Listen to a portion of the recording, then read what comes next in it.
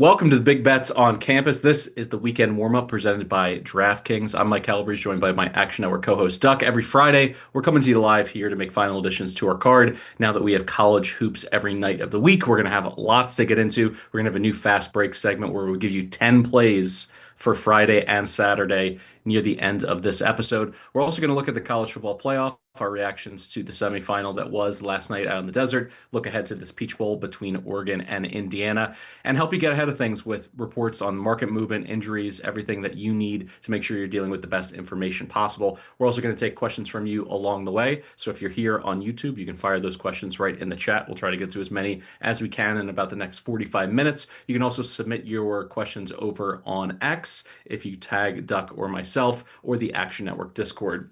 Now, before we get into the bets, there's a quick and easy way for you to tail us. First, sign up for Action Pro. You'll get instant notifications when any Action Network expert tracks a bet, whether that's Duck, Stuckey, Colin Wilson, or myself. You're going to get the best bets at the best prices. Plus, you can also access our pro projections powered by Sean Kerner and his predictive analytics team, which is so valuable this time of the year, particularly with the NFL playoffs, with a variety of specialty markets open for every game, player props, all kinds of interesting things. You want to be able to compare your notes with Sean's before you fire in a bet. And right now, we still have a special offer available to you, dear listener. Just go to actionnetwork.com/pro and get $20 off an annual subscription with the promo code BBOC20. So don't miss out on the best bets at the best prices. Visit actionnetwork.com/pro and use promo code BBOC20 to get $20 off a year of Action Pro. All right, Duck, it's time to break down what we saw in the Fiesta Bowl. An all-timer of a game. Like, honestly, there were moments when it felt like Miami was just going to impose their will. They were going to run over Ole Miss. They were going to open up a double-digit lead and never look back.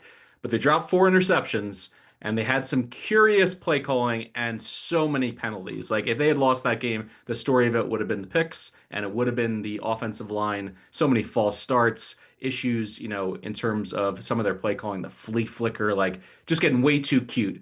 What were your overall thoughts on the game? Anything that you thought that was a little bit questionable? I know that people were discussing the Hail Mary, the grappling. If it's any other play, in the 59 minutes, it's pass interference. But the Hail Mary, they usually like to give the, receiver and the defensive back kind of equal footing. And if they're going back and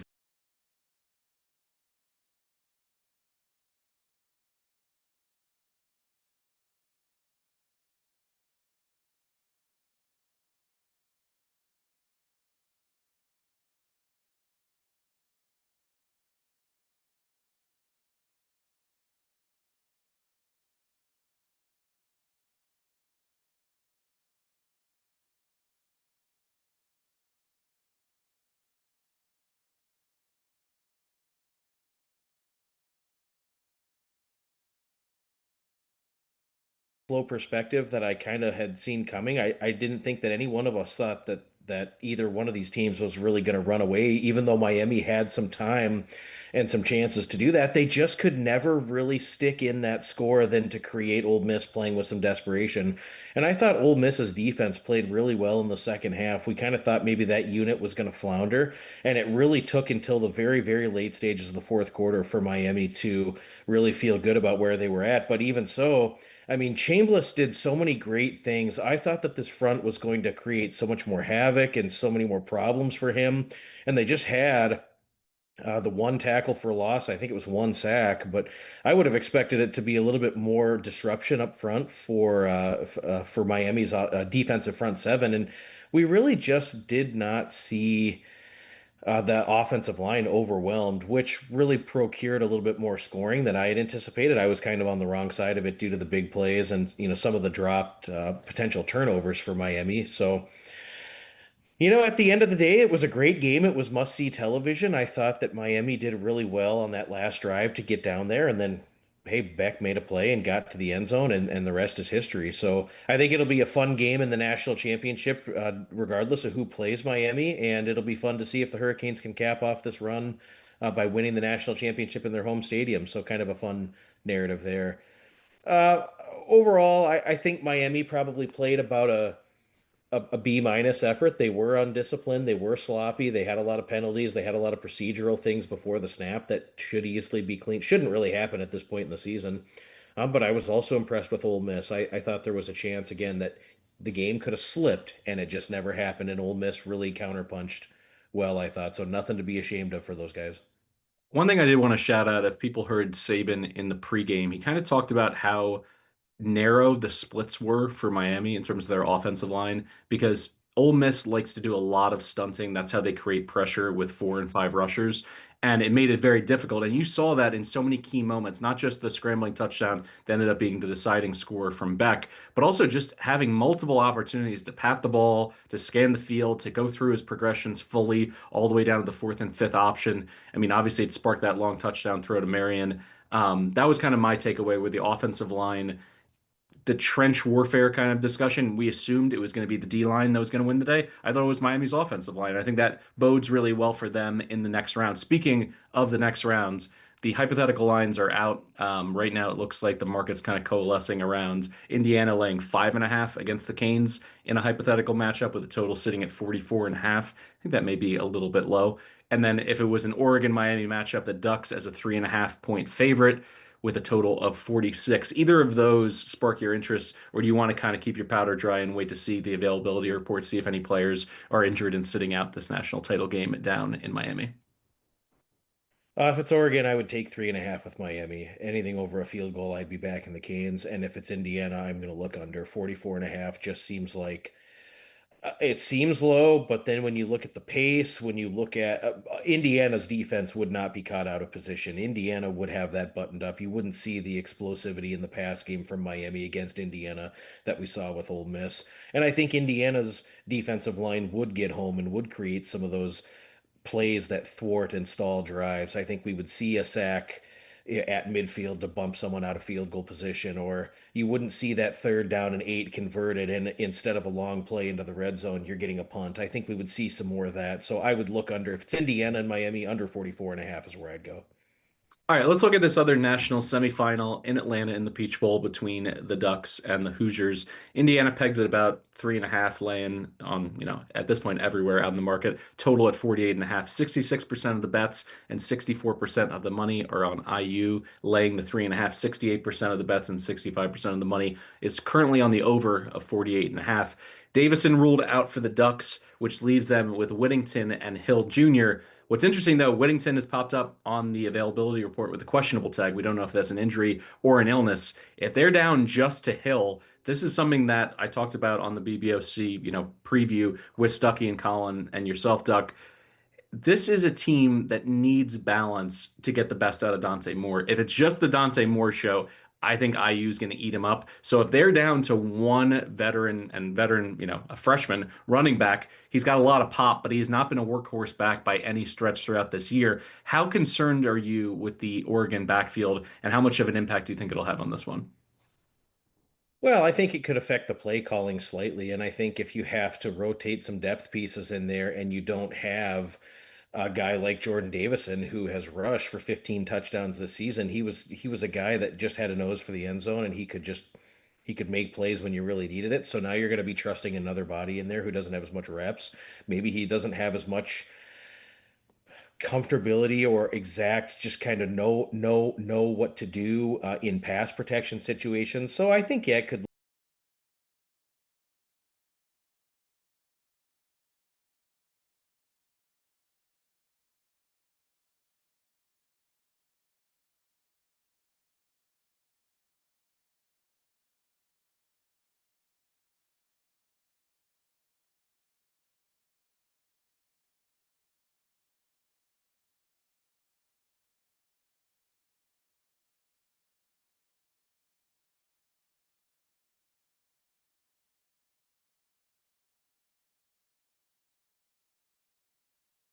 just one offensive touchdown in that game against Indiana.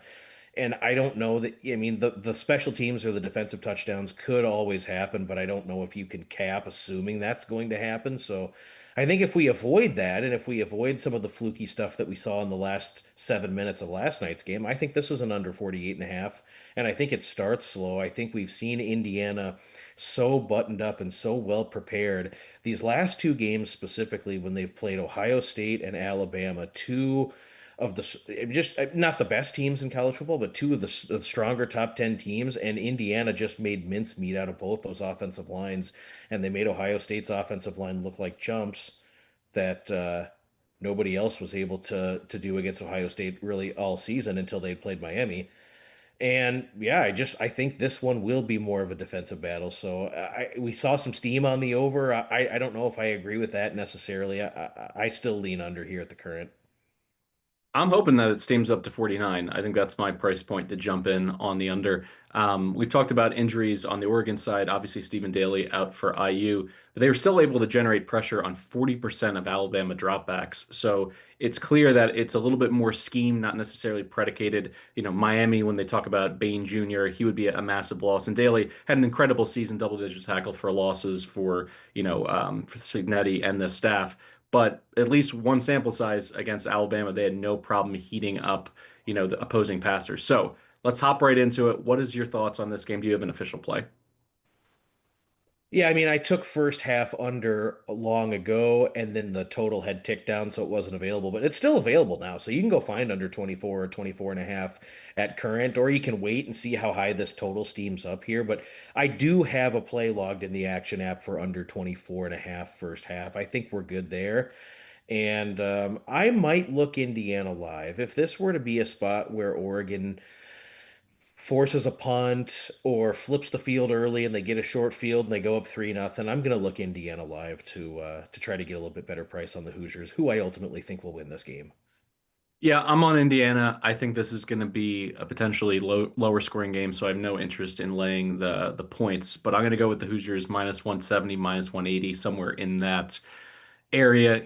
It's really just it comes down to the quarterback play. I trust Mendoza to be on time, to not make mistakes, and Dante Moore. It's an issue to me when you dig into some of his stats. So much of it was predicated on operating from a clean pocket, which he's not going to get in this game. 77% of his dropbacks this season were clean pockets. And in those environments, he created 27 big time throws, 25 TDs, six interceptions. And so much of it, was stat padding as well. They had a third of his passing touchdowns this year came in games in which they were already up by 22 points. So I have to look for the comps, the apples to apples, when they were playing elite defenses, top 25 defenses this year. That means Penn State, Iowa, the same Indiana team, and Texas Tech. Moore's QBR was 51.8. 6.1 yards per attempt. So he was, kind of a check down merchant, four touchdowns, four interceptions. And now that this running game is so thin, and you're going to potentially have Hill Jr. on the field for his largest, snap count of the entire season, not only is there a factor for him to wear down, but then also you're going to put him in situations where he needs to be, head on a swivel, picking up blitzes. If he misses somebody, that could be, one of the sacks that puts them behind the sticks and ruins a drive right away. Indiana sacked him six times in the first meeting. I think they're going to be all over this guy. They had a pressure rate of 48% in that meeting against Moore and the Ducks earlier this season. So I don't really see how Oregon can change those, circumstances unless they get a lead and they can be really multiple in terms of run pass options. So if this is an opportunity for IU to jump out early, I think it could be a game that they comfortably control for 60 minutes. The game script, it's very narrow for the Ducks, at least in my opinion, because if the pass rushers for IU can pin their ears back, they're going to get some more. They're going to force them into some bad throws and some interceptions. And this has just been Indiana's MO. They've been better coached. They know how to handle themselves in situations where they're protecting a lead. They also know how to be aggressive. You saw it in the Rose Bowl. They had an opportunity to go for the jugular. They did it. So in terms of like this game flow, you said if Oregon scores first, you want to hit an IU money line play. I like that angle as well. What kind of price point is a dream scenario for you? Would it be a 3 point lead early or a 7 point lead where potentially you're getting plus money on IU? Either way, I mean, if we get 3-0 early and I can get a cheap money line minus 115, minus 120, I'll dive in that route.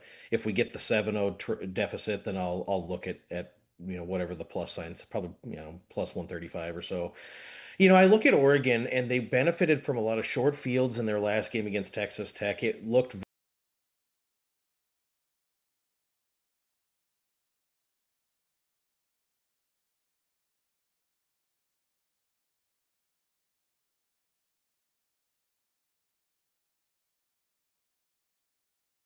run. And despite all of the bad from Texas Tech's offense, I think that defense played championship level defense. for 4 quarters against Oregon. And I think that this is just going to be another one where Oregon is going to have exceptional execution. They're not going to be able to have negative plays against them. If you're second and 12, third and 9 against Indiana, you're just playing right into Signetti's defense and exactly what they want. And I just don't see that level of execution being able to be sustainable against the Hoosiers. Nobody's been able to do it all season. And I mean, you just look at everything Indiana's done in the first half of these games since their squeaker game that they played against Penn State. They've been so buttoned up. 5 games since that Penn State game, and they've allowed 2 first half touchdowns and just completely controlled the terms. You have a game plan that you design your script, your first 15, your first 2 or 3 drives. What's the game flow script going to look like? Well, Signetti just, you might as well tear that up before you walk on the field because the way that this defense is playing, they can make you so uncomfortable and you're going to have to improvise. You're going to have to go ad lib. You're going to have to go off script. And so I don't know how that's going to look for Oregon because they're going to have the pressure situations of trying to have to defend Indiana's offense. It's not going to be like Texas Tech's offense. It's not going to be where you overmatch and overwhelm like they did against JMU. I think Oregon, I mean, you get halfway through the second quarter and it could really there's going to be some scenarios where the game could go sideways for the Ducks. Also, you have Will Stein, who how much of his mind has been focused on the Oregon game plan, how much on the roster building at Kentucky. All these coaches, even Pete Golding was able to say it. You know, with technology, you can do Zoom calls, and it's possible that I mean, he's speaking to his locker room. He wants his kids to feel like you're getting the best coaching. We're prepared. Play with confidence. I get that. That's also bullshit. Like, this is a demanding job. This is a job that you 100% can put your full focus in and still leave things on the table. So for a coach to, have to be thinking about his very first year in the SEC, very first year as a head coach, that's obviously where his mind is at. So this is a bit of a brain drain situation. I don't know necessarily if you can quantify it, how it hurt Ole Miss, in last night's game. But there were moments when it was clear that Miami knew it was coming. They just couldn't squeeze the interceptions. But they were jumping into passing lanes because they were going off of tendencies, and Heatherman had them in the right position. So I think we could see something similar here against the Ducks. First question coming in from Discord, and it's a transfer portal question, which is exciting. Always fun. College football never sleeps. This question is for Duck. Going with an FCS question. I love this. Is Jaden Craig the sleeper signing of the transfer portal? The Harvard quarterback signed with TCU, for those not in the know. Is this guy Fitzmagic 2.0? Is he Trinidad Shambliss reborn? Talk to us about the Harvard quarterback and what he brings to Fort Worth. So Jaden Craig was such a dynamic, transcendent player at the Ivy League level. He's got a strong arm. He made countless throws that we would see time and time again in Harvard games. Their receivers were not able to make plays, but the throws themselves were really good throw. I mean, it's a very special player at the Ivy League level. I don't know if he's gonna take the FBS Power Four by storm. We saw Craig face a little adversity this year. They had a home game against Cornell, and Cornell was really able to provide some interior D line pressure, and Craig struggled with that. At Columbia late in the year, they really struggled with some of the stunts, struggled with some of the things the linebackers were doing, and he played poorly. We saw it against Yale to close out the season. These are team performances as well, so it doesn't all fall on him, but I thought that Craig left a little bit to be desired. He was excellent against inferior competition at the Ivy League level and out of conference, but I don't know. If I'm TCU, I still think I want to find another guy to get into camp with and push these two guys and see who ends up winning the job. If they settle on Craig, I think it'll be a 6-6 or 7-5 type of deal, just because I would have liked to see a little bit more of him being truly, truly elite despite adversity, and he just left a little bit for me to be desired. So I don't know if he's the guy. Speaking of this Trinidad Shambliss comparisons, he has now been denied his NCAA waiver, so his college career is over, which immediately puts him in the pool for the NFL draft. Out there in the market, I've seen 22 to 1 for him to be the number one pick. Get him to Indianapolis. The game film's incredible. The efficiency, the fact that he makes big time plays but didn't have many turnover worthy plays. I think he's kind of a dream candidate to be a fast riser at 22 to 1. Anything north of 15 to 1, I'm interested. One more in terms of like an under the radar transfer portal player. Not that anyone asked, but I have to bring this up. No one seems to be excited on a national level about Colton Joseph. I know that Wisconsin has been lost in the wilderness offensively, fickle. It just has not seemed like the right marriage. But he's the kind of guy who can turn things around immediately. Because if you want to look for a single player in the transfer portal to come in and play hero ball and save your offense, it's Kojo. Like he finished eighth in total offense, per game this season. That's ahead of Trinidad Chambliss.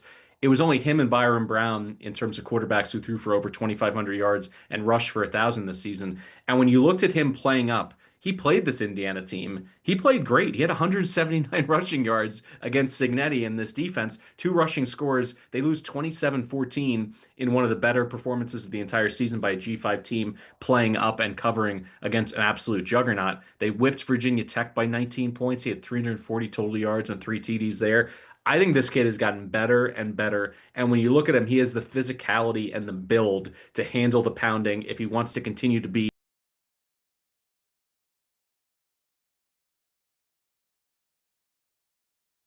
And he's going to spend half of his season in the garage banged up. That's not the case. He's going to be delivering the pain in the Big Ten. I love Colton Joseph and what he potentially could do for the Badgers. What are your thoughts there, Duck? Yeah, fun player, a real gamer attitude, a guy who shows up on Saturday afternoons ready to go week in and week out. If I'm Wisconsin, I really try to build my offense around his strengths and what Colton Joseph can do to put the team. I would do what Vandy did with Pavia. I would make this the Colton Joseph show. I would allow him freedom to run the football, to do some RPO stuff, to get the ball out, quick passes. I would completely do what Vanderbilt did, and I think it could work. If I'm thinking if I'm Colton Joseph, there's probably 30 other places I would have wanted to play quarterback rather than freezing my butt off half the year in Wisconsin. But if they can figure out an offensive game plan and build around him with a few weapons, I think Wisconsin could be a pretty dangerous team going into next season. Any more quick hitters in the portal that have piqued your interest thus far? Yeah, Keldrick Luster out of Texas State's going to Ball State could be a real feisty player at quarterback for Ball State if he happens to win the job. Brock Glenn, going from Florida State to Western Kentucky, could be a sneaky good get and could continue that sort of culture of just robust and dynamic quarterback play with Western Kentucky. Mikey Keene going to Arizona State. We all remember Mikey Keene from Fresno State. He'll be back out west playing at Arizona State. I thought that was an interesting get. Gio Lopez going across the street to Wake Forest. Also very interesting that he pulling the plug on the UNC experiment and going to Wake. Last one. I mean, what are we doing? Michigan State going after Cam Fancher. I mean, come on now. What are they trying to do up there? In East Lansing. Because if you think Cam Fancher is the guy at that level, when it didn't work out well at Marshall, didn't work out well at FAU, didn't work out well at his last stop, and now you're going to Michigan State, I don't know. I think it's a stretch. Whoever Cam Fancher's agent is, I want him representing me because this guy Yeah. is absolutely pulling some magic tricks where it's like, what? Oh, the film you didn't get it. I put it in your Dropbox. Oh, it's weird. The file's corrupted. No, he's a great quarterback. Trust us. You need to sign him. Yeah, I'm hopeful for Michigan State that he's not the quarterback because it's been a couple years of unwatchable football there in East Lansing, and Fancher would instantly make it a can't watch product once again. It sounds like you have one more. Hit me with it. So this program really needs to be dealt a winning hand at quarterback. It's been below average in Fort Collins for too long. Haas Hejny goes from Oklahoma State to Colorado State. I really hope it works out there.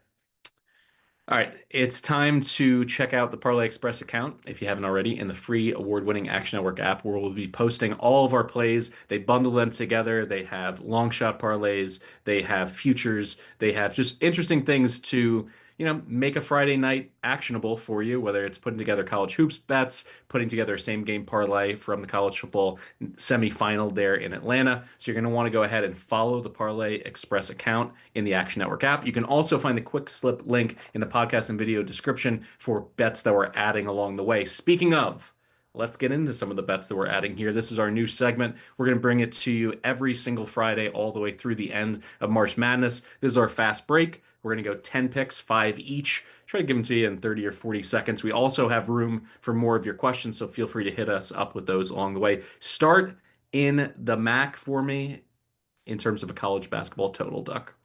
Well, this is the MAAC, the MAC, one of my favorite under the radar college basketball leagues. We're going to go St. Peter's, Mount St. Mary's under 139.5 tonight. SPU 273rd in adjusted tempo, and this group just does not get sped up in league play. Bashir Mason has built this team on tough-nosed defense. I think these guys are going to force a lot of turnovers tonight against the Mount. Offensively, St. Peter's just 28% from three and 45% shooting from two, both bottom 30 levels nationally in Division One college basketball. These guys are going to grind down this game on the road, really be focused on the defensive end. I would assume that both these teams are in the low 60s here. It's going to be one of those games that's played at 63, 64 possessions. Mount St. Mary's shoots a lot of threes, but they don't make those shots, and they're going to struggle here against this defense. An ugly MAC basketball game tonight that stays under. All right, I'm going to throw out my first one, which is a Friday night over in the other MAC, the single A MAC, over 163.5 between Akron and Bowling Green. If you just look at tempo and you look at Bowling Green, you think to yourself, they're outside the top 100. Maybe this could be the thing that gums up the works. They can't resist playing faster if they play an opponent, and Akron loves to push the tempo. Just look at the last three games for the Falcons. They all played against top 50 tempo opponents in Miami, UMass, and Kent. The total point average in those three games, 189 points. And remember, we're sitting here at 163.5. The guard play is going to be elite. I mean, if you want to bet this game and actually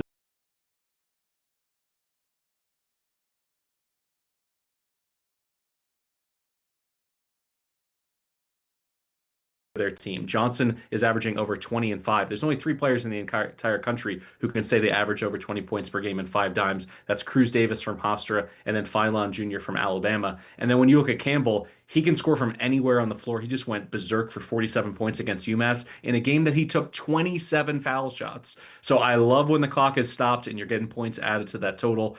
The last piece of it for me, the Falcons, they are horrific defensively when it comes to slowing down transition games. Akron pours in 17 points per game in terms of fast break points. I think they're going to play this one in the 170s, if not the 180s. So over there between the Zips and the Falcons. I mean, I love it. You're going to get a ton of foul shots. You're going to get a lot of chances for scores with the clock stop. Bowling Green has a ton of free throw. I mean, there are many games, 60, 70 foul shots attempted in these games. So you're going to see a lot of pace. And I like the angle here. Bowling Green is one of those teams that allows their opponent to dictate the pace, and they will run with Akron tonight. So it should be a fun game. All right, what's next? So we're going to go Houston Baptist and Stephen F. Austin under. This is a game tomorrow, so we're going based on projections, but totals projected about 138.5. Pace or lack thereof. Houston Baptist 332nd in adjusted tempo and 268th in offensive efficiency. Stephen F. Austin just 281st nationally in adjusted tempo. Both of these defenses are going to make you work at it for a full 60 seconds on the shot clock. And the Lumberjacks have really improved in league play at being in better defensive position and limiting foul shots. Neither one of these teams shoots free throws very well. Both are bottom 15 nationally, so I don't expect a lot of cheap points with the clock stopped from the foul line. This is going to be the slowest paced game of the day in the Southland Conference, and Stephen F. Austin's defense is really going to create some issues for Houston Christian. They might end this game in the low 50s. Just not a lot to get excited about these guys in this matchup. Poor shooting, slow pace. Watch for Stephen F. Austin to grind out the last 7 minutes of the second half here. In the second half of their games in league play, SFA has allowed 26, 32, 33, and 18 points to their opponents. Slow burning grinder that stays under, and does we never get that second half uptick in points here. So I like under in this one. All right, the heart wants what the heart wants. I want more MAC basketball. Let's look at Merrimack against Siena. Merrimack 5-0 start for them in conference play. I'm going under 135.5. Joe Gallo, my guy, the under king. He is a great defensive coach. They've cashed the under in 7 of their last 8 games, 331st in tempo. So it's always slow it down, get a defensive stop. That's great. Let's work the clock. And it's their hybrid 2-3 zone. Usually, when you think of 2-3 zone, you're thinking of the Boeheim Syracuse zone that you could just bomb threes over.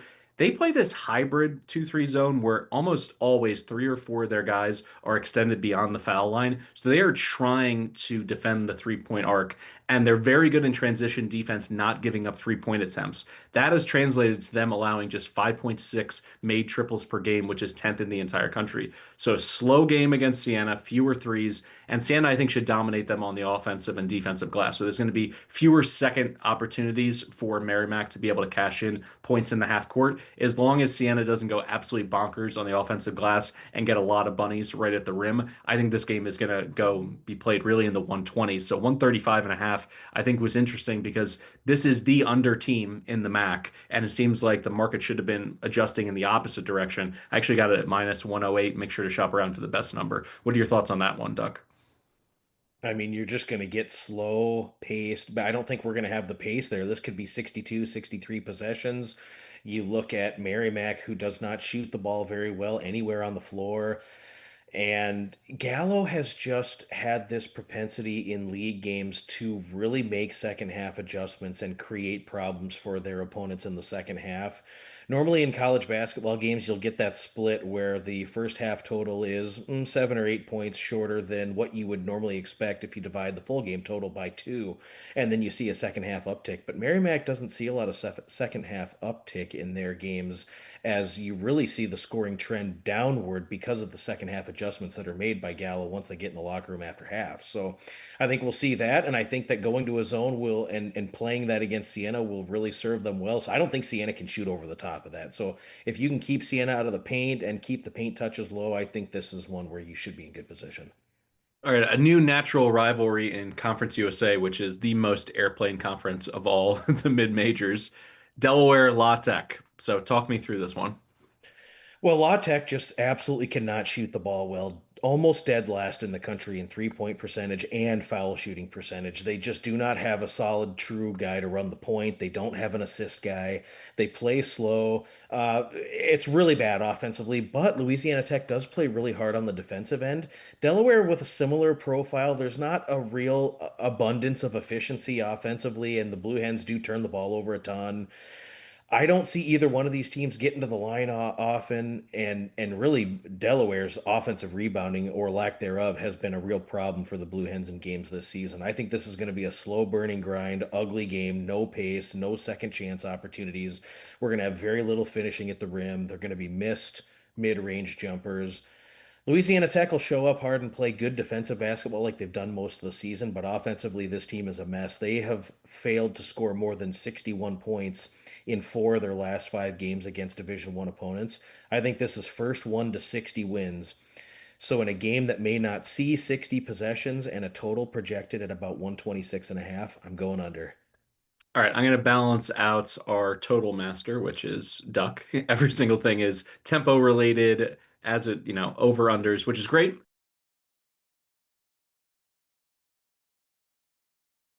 Season.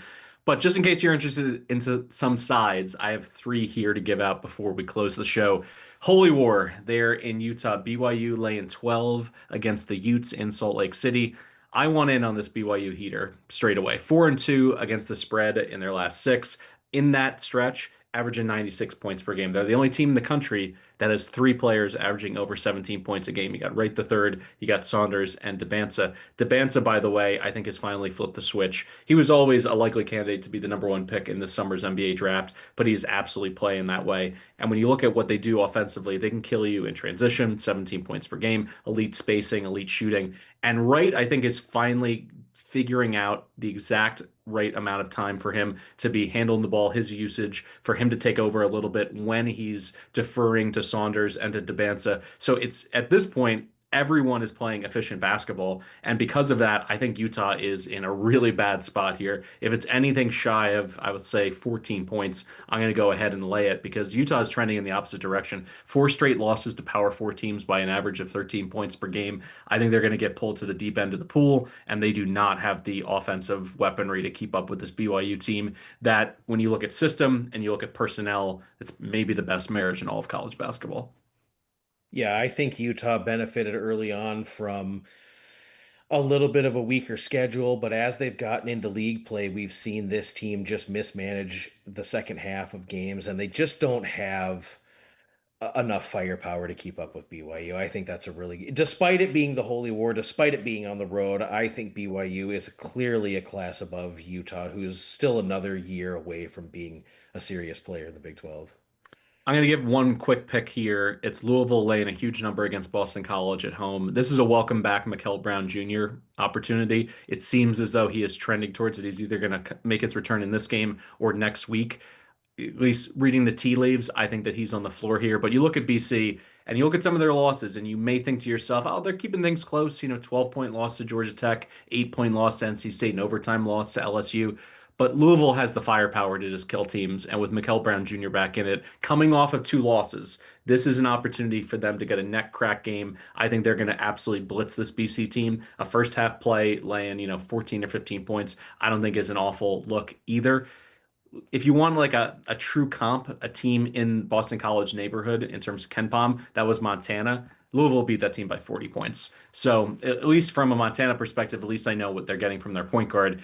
This BC team, I am out on. It's one of the most difficult jobs in the ACC. They've struggled to, essentially recruit the right kind of coaching talent, and certainly have not been able to get the players on the floor to hold up to the ACC scrutiny throughout the conference slate. So I'm going to go ahead with Louisville and lay the big number. All right, back to your totals, Duck. So, North Carolina Wilmington, a team that has really throttled down their tempo this season as the result of just not being as potent on the offensive end as they were a year ago. We haven't really seen the clutch 3-point shooting out of the Seahawks, and North Carolina Wilmington has been just so much more methodical in the half court. That feeds right into what Stony Brook wants to do. Gino Ford and the Seawolves are one of the slowest paced, least efficient offensive teams in the CAA.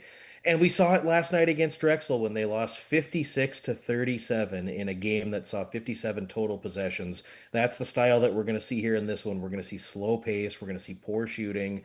There's not going to be a lot of foul shots attempted and freebies given at the line for Stony Brook. So it's really going to be tough for these guys to get into an offensive rhythm against North Carolina Wilmington. I expect 62, 63 total possessions.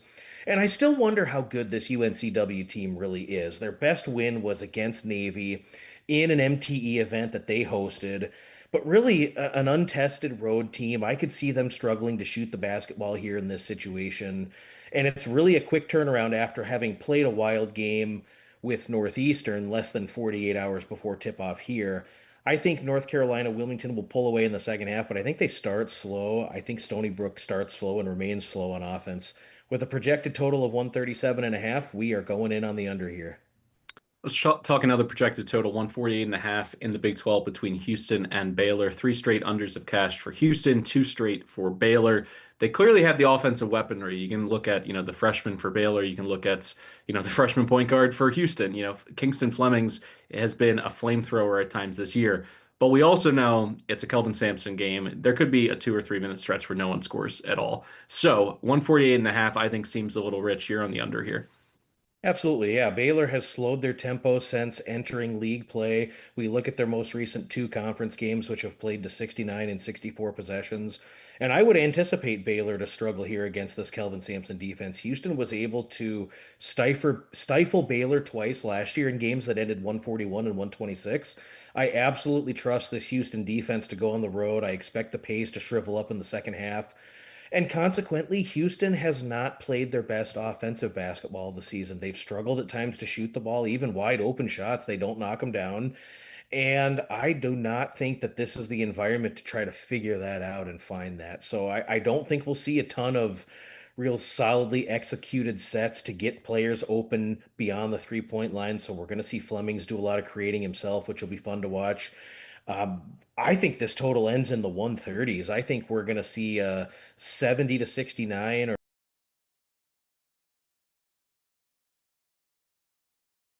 getting a little bit of expected value based on Baylor's style of play here. But if this comes out 148 and a half, absolutely an under.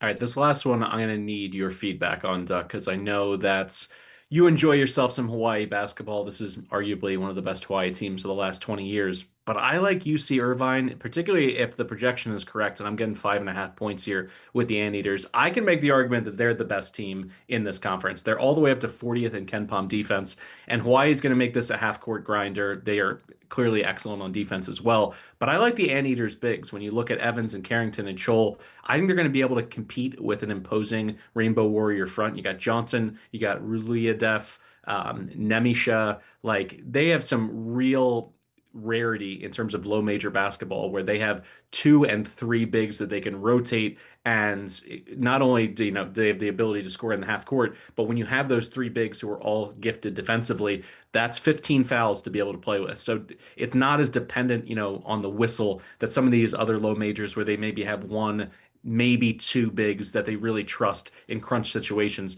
These guys can be aggressive, and I think that's one of the reasons why they've graded out so well defensively this year. What is your thoughts on Hawaii on the mainlands, excuse me, on the islands here, laying, to the edge of two possessions? It seems like that with their brand of basketball, it's more likely we're going to get a one or two possession game. So I certainly think there's value in the points. Tight, spirited contest. I think both these defenses will show up here. I mean, Russell Turner coached UC Irvine defenses are just so difficult to penetrate. And I don't know yet with Hawaii. They played a lot of games at home. They've had the benefit of being in their own gym. They've had some performances where they've shot the ball really well. They've had other performances where they've been more inconsistent. So this is really going to be a test. And you look at the last game that they played, which was also a test. They had to go on the road. They had to go to UC San Diego. Didn't get the job done. And I just wonder how good this Hawaii team really is. We've got Hawaii in some bracketology projections as a 13 or a 12. I don't know yet. I don't even know if this team is one that's seriously going to threaten to win this league or not. I think we'll know in the next 5 games. I think it starts on Saturday, but I like UC Irvine. Their 2 point defense and the way that they pack it in there and force a lot of altered shots, block shots. They really struggle with their opposing offenses just really struggle to create a lot of continuity or consistency in the lane. And I think that's something Hawaii would need to do here. I think they'll struggle with it. So yeah, if it's 5.5, 6, I think UC Irvine keeps this game super tight on the island. All right, as promised, we hit you with 10 plays added in. Some of them are in the chat. You can go ahead and hit that quick slip link. We're going to be back next Friday with the weekend's warm up. Hopefully, we can get even more questions there, more interaction from our audience. But we love doing this. Duck and I are talking nonstop throughout the week, always leading up to this show. Now that college basketball is here and everyone's attention is on it, I feel like there's even more value having breakdowns like this. And that's why we're going to bring our fast break segment every single Friday. That'll do it for the weekend warm up under the Big Bets on Campus banner presented by DraftKings. Thanks for tuning in. Don't forget to download the free award-winning Action Network app and leave us a 5-star rating and review wherever you listen to the podcast. Or if you're here on YouTube, please, please, please subscribe, like, comment. It helps with the algorithm, being able to have it be a larger exposure and more people to find it organically through search. If you haven't already, once again, please subscribe to the channel. That's the difference. If you're listening here and you haven't done so, please go ahead and do it. All right, that's it for me and Duck. Thanks.